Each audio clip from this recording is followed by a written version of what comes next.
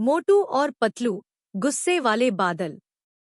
एक दिन फुफाजी के गांव में मोटू और पतलू खेल रहे थे। वे बादलों को देखकर उनके रंगीन और अलग-अलग आकारों को देख रहे थे। उन्हें बादलों की शानदार तस्वीरें बनाने का मन था। पतलू ने मुस्कुराते हुए कहा, मोटू, आज का मौसम बहुत ही खुशनुमा है।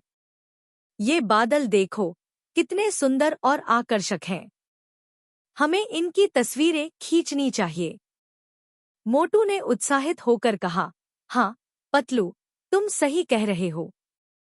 हम इनकी तस्वीरें खींचेंगे और अपने एल्बम में सुंदर यादें बनाएंगे।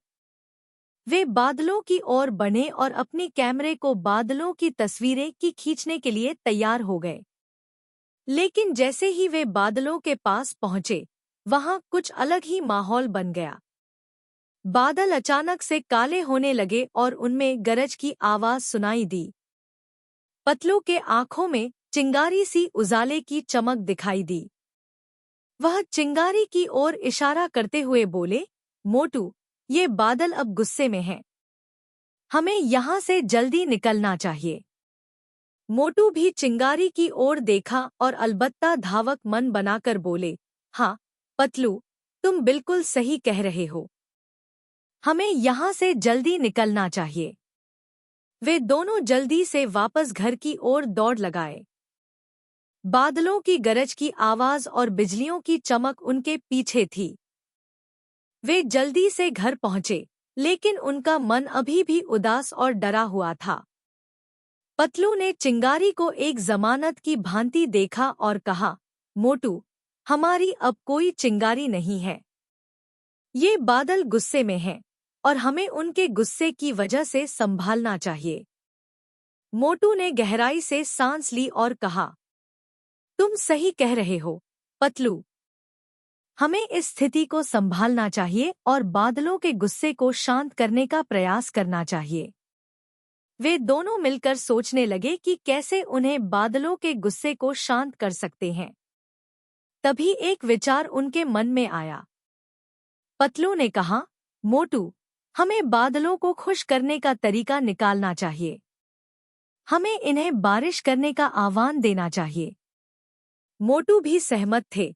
हाँ पतलू, तुम सही कह रहे हो।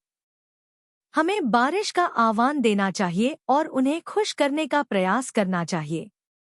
वे दोनों अपनी मिलीभगत करके बाहर निकले और उन्होंने बादलों को आह्वान दिया कि वे बारिश करें। कुछ ही क्षणों में बादलों ने अपने गुस्से को भूलकर अपनी बारिश शुरू कर दी। मोटू और पतलू खुशी से झूमते हुए बारिश का आनंद लेने लगे।